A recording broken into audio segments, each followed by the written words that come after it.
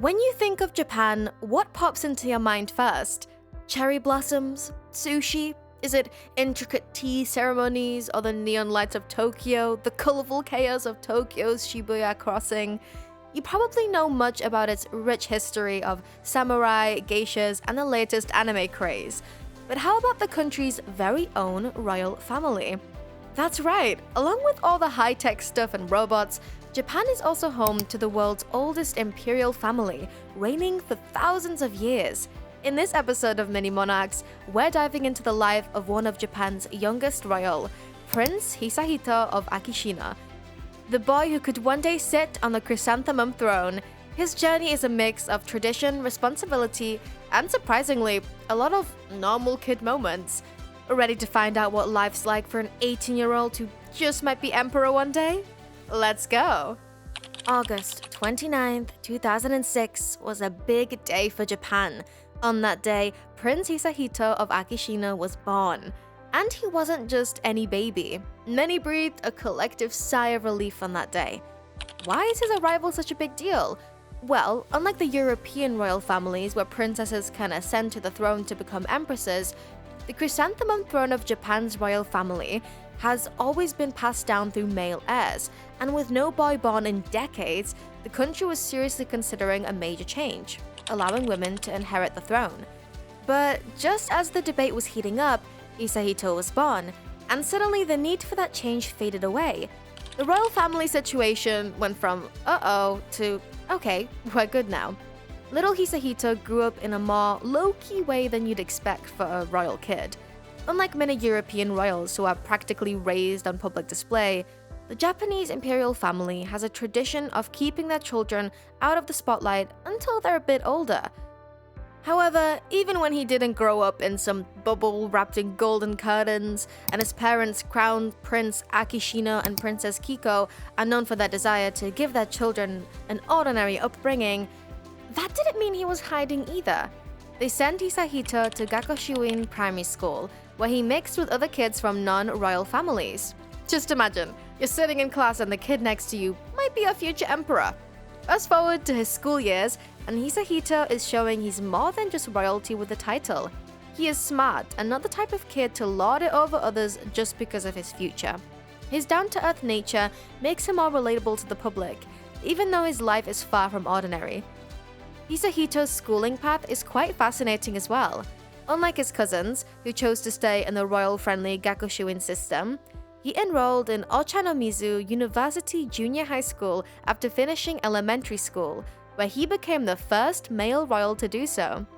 His parents wanted him to have a more diverse, well-rounded and independent education, away from the comfort zone. It's clear that they're preparing him not just to be an emperor, but to be a well-rounded person who can connect with people from all walks of life. And it's working. His teachers describe him as curious, kind, and pretty humble.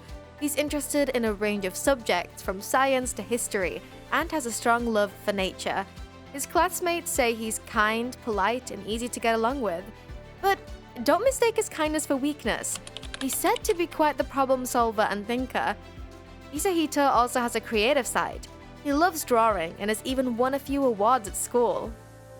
Like any other teen, he loves exploring nature, which makes sense given his family's love for the environment. His father, Crown Prince Akishino, is big on protecting animals and wildlife. That's probably why Hisahito enjoys collecting insects and gardening that much. But really, outside of royal duties, Hisahito is a kid who loves the outdoors. When he's not at school, you'll likely find him hiking or riding his bicycle around Akasaka. Oh, and remember his love for bugs? It turns out he's got a whole crew of friends who are just as outdoorsy. He's often spotted playing soccer or just hanging out with his classmates. We could say that while he may be a prince, he's also a regular kid with a solid squad. Now, when it comes to being a prince, there's one thing you can't avoid: public appearances. Sure, Hisahito has been kept out of the spotlight more than his royal peers in other countries, but from about age 12, he's been slowly stepping up into the spotlight more and more. He's been attending formal royal ceremonies, standing beside his parents, and waving that signature royal wave beside other members of the imperial family. But here's the thing, While Hisahito is being slowly introduced to royal duties, his family's taking a very wait-and-see approach. They're not rushing him into the full weight of royal responsibilities just yet. They want him to grow into the role naturally, and you can see it in the way they've managed his public appearances. He's not overexposed, but when he does show up, there's always a sense of pride from the public. Hisahito's parents, Crown Prince Akishino and Princess Kiko, are very different from what you might expect in a royal family. They're incredibly hands-on and were determined to give Hisahito as normal a childhood as possible. Of course, it's never really normal when you're a prince. The Akishino family is surprisingly grounded. They even live in a quieter residence on the palace grounds, a little further from the main palace to maintain some distance from the constant formalities of royal life. Crown Prince Akishino is known for his love of conservation and biology. He's a bit of a nature geek in the best way possible. He's passed that love of nature on to Hisahito. And Princess Kiko, she's known for her warmth and dedication to raising their children with strong values. You get the sense that they're trying to balance tradition with letting their kids, especially Hisahito, grow up with a genuine sense of individuality. And then there's Hisahito's relationship with his sisters, Princess Mako and Princess Kako. These two have been his protectors and biggest supporters from day one. Mako, the eldest, is calm, thoughtful, and deeply connected to her younger brother.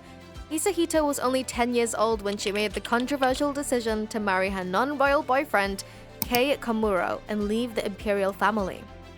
While it was a bittersweet moment for the family, Mako always made sure to stay close to her siblings, even after stepping away from royal life.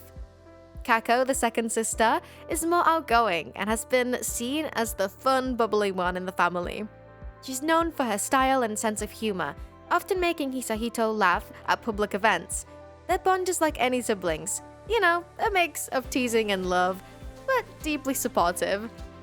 Hisahito is lucky to have two strong sisters to look up to, and even though they've both had to navigate the tough role of being royal women, they've always made time for their little brother. So, what's next for Hisahito? As he continues his education, there's no denying that the weight of tradition will eventually catch up to him. And as the only male heir of his generation, his future is a little more predictable than his older sisters. After all, he's third in line for the throne. The real question here isn't if, but when we'll start to see his transition from a curious boy into a full-blown royal figure. But here's what's cool. Hisahito is more than just a future emperor. He's also an artist, a nature lover, and most importantly, a regular teenager trying to balance it all while carving his own path. However, we're sure that with whatever lies ahead, the young Prince Hisahito is quietly preparing. Stay tuned, because Hisahito's story is just getting started. That's the end of today's video on Mini Monarchs. Hit the like button if you enjoyed this episode, and don't forget to subscribe to our channel to catch up with more royal content. See you in the next video.